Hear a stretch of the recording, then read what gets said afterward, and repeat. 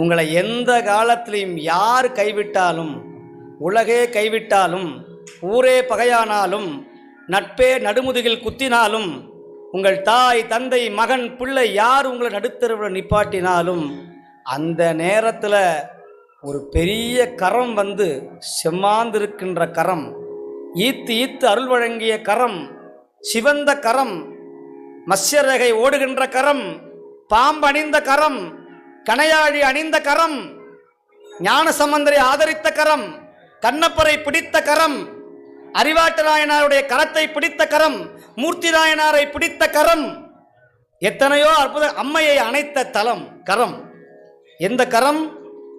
சிவபெருமானுடைய திருக்கரம்.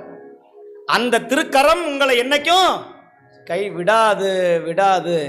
கைவிட மாட்டான் கனகசபேசன், நம்மை காத்திடுவான், கண்ணால் பார்த்திடுவான்.